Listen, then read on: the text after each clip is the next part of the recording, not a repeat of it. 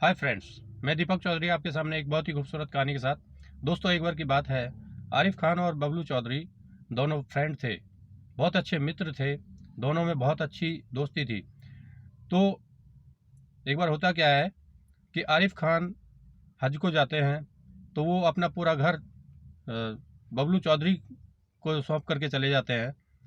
अब उनके आने के बाद कुछ महीने बाद बबलू चौधरी का विचार होता है कि चार धाम यात्रा को चले जाएं। तो वो अपना घर पूरा आरिफ खान को सौंप के जाते हैं। तो इस तरह से एक दूसरे के ऊपर इतना विश्वास होता है कि बहुत ज़्यादा विश्वास होता है, और साथ में बैठ के खाना खाते हैं, और ना कोई जात पात का इनके अंदर कोई धर्म होता है, वो फर्क होता है। ये दोनों एक दूसरे के धर्म को मानते हैं। और होता क्या है कि जो आरिफ खान है, अब आरिफ खान के पास उसकी खाला रह रही होती है। तो वो खाला जान काफ़ी दिन से उनके पास रह रही है। अब आरिफ खान से उनकी सेवा करना तय हुआ था, लेकिन होता क्या है कि आरिफ खान की घरवाली खाला जान को ठीक से नहीं रख पाती है। तो अब खाला जान आरिफ खान से शिकायत करते हैं कि तुम्हारी घरवाली मेरे ऊपर अत्याचार करती है, टाइम से रोटी नहीं देती और टाइम से कपड़े नहीं देती मुझे ओढ़ने पहनने के लिए, तो मुझे काफ़ी परेशान करती है। तो आरिफ खान गुस्सा हो जाता है, और गुस्सा होकर के खाला जान से उल्टे सीधे सवाल जवाब करने लग जाता है। तो इस बात से परेशान होकर के खाला कहती है कि मैं पंचायत बुलाऊंगी, और इतना कह करके वो चली जाती है और आसपास के गांव में जा कर के अपना दुखड़ा सुनाती है सबको। अब कोई उसकी बात सुनता है, कोई नहीं सुनता।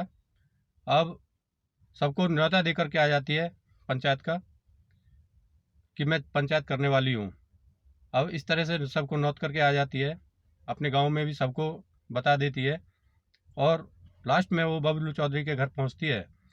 तो बबलू चौधरी से कहती है, बेटा तुम भी आओ, और पंचायत में जो भी पंचों का फैसला हो तुम बैठ करके सुनो, तुम भी कुछ कहो। तो बबलू चौधरी कहता है कि खाला मौसी, मैं तो वहाँ नहीं जा पाऊँगा, क्योंकि आरिफ खान मेरा बहुत अच्छा मित्र है बचपन का। अब मैं उसके खिलाफ़ कुछ नहीं कह पाऊँगा, इसलिए मेरा जाना ना जाना एक ही बात है, मैं नहीं जाऊँगा। तो खाला कहती है कि मित्रता के लिए क्या किसी के ऊपर अन्याय हो रहा है, तुम उसको देख देख करके बर्दाश्त कर लोगे? तो बबलू चौधरी कहता है कि नहीं, मैं ऐसा बर्दाश्त नहीं करूँगा, ठीक है मैं आ जाऊँगा। फिर बाद में वो तैयार हो जाता है। तो अगले ही दिन पंचायत होती है गांव में।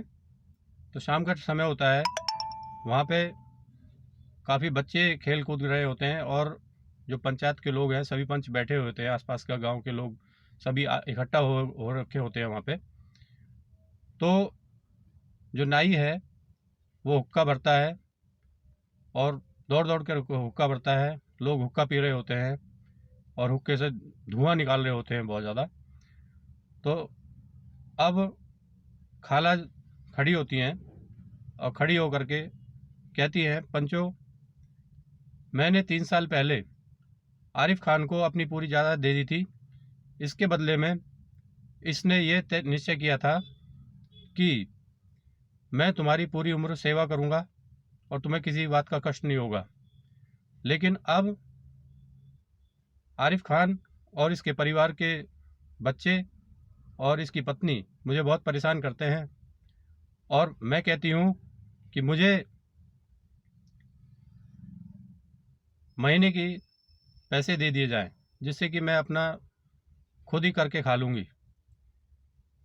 तो सभी पंच कहते हैं कि ठीक है, पंच नियुक्त करो कि जो तुम्हारा फैसला सुना पाए। तो खाला कहती है कि ठीक है, आरिफ खान ही तय करेगा। आरिफ खान कहता है, मैं नहीं तय करूँगा, खाला खाला जान ही तय करेंगी कि कौन पंच होगा, कौन फैसला सुनाएगा। तो वो अलगू सॉरी बबलू चौधरी की तरफ इशारा करती है और कहती है बबलू चौधरी ही मेरा पंच होगा और यही फैसला सुनाएगा। अब बबलू चौधरी मना करता है, कहता है मौसी मैं तो वैसे ही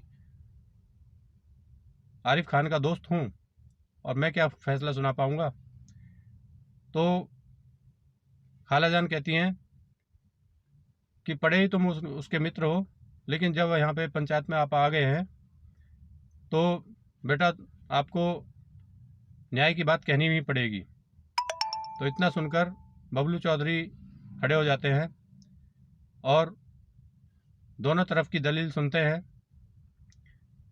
तो आरिफ खान कहते हैं कि हमने मौसी की खूब सेवा की, लेकिन मौसी इस बात से खुश नहीं है, उसको अलग से पैसे चाहिए, जो कि इसने जो ज़मीन दी है हमें वो बिल्कुल बंजर है, उसमें इतना पैदा नहीं होता जिससे कि मैं इनको उसके बदले में पैसे दे सकूं। तो वो इतना कह करके कहता है बाकी फैसला पंचों का है, पंच जो भी फैसला करेंगे वो मेरे सिर माथे पर। तो इतना कह करके वो बैठ जाता है। उसके बाद बबलू चौधरी सभी पंचों से सलाह मशवरा करके इस नतीजे में पहुंचते हैं कि आरिफ खान को हर महीने खालाजान को पैसे देने पड़ेंगे। अगर वो पैसे नहीं देता है, मना करता है, तो जो जायदाद उसके नाम लिखी गई है वो बर्खास्त हो जाएगी, वो कैंसिल हो जाएगी। तो इस बात को सुनकर के सभी पंच खुश हो जाते हैं और वो कहते हैं कि ठीक है, बबलू चौधरी ने किसी का पक्ष नहीं किया, इसलिए ये पंचायत इस फैसले को मंजूर करती है। और फिर आरिफ खान से भी पूछते हैं क्या तुम्हें ये फैसला मंजूर है। तो आरिफ खान कहता है हाँ ठीक है, मुझे मंजूर है। लेकिन आरिफ खान मन में बदले की भावना लेकर के बैठ जाता है कि बबलू चौधरी ने मेरे साथ अच्छा नहीं किया, ये तो मेरा बचपन का दोस्त था, इसने मेरे साथ बहुत बुरा किया, तो इसका बदला मैं ज़रूर लूँगा। इतना सोच करके वो सब वहाँ से चले जाते हैं। और होता क्या है कि बबलू चौधरी कुछ समय पहले एक बैल की जोड़ी लेकर के आया था, उसमें से एक बैल की जोड़ी उसमें से एक बैल मर जाता है, तो एक अकेला बैल रह जाता है। अब बबलू चौधरी बड़ा परेशान कि इस एक बैल का मैं क्या करूं। तो वो आसपास ढूंढता है कि इसकी बराबर का जोट का कोई बैल मिल जाए, लेकिन उसको कोई बैल नहीं मिलता। तो जब बैल नहीं मिलता है तो वो काफ़ी परेशान हो जाता है। वो सोचता है कि इस बैल को मैं बेचूं। इतना सोच करके वो ग्राहक ढूंढने लग जाता है। दोस्तों, इस कहानी का दूसरा भाग मैं आपको पार्ट 2 में बताऊंगा। तब तक के लिए थैंक यू, धन्यवाद, नमस्कार।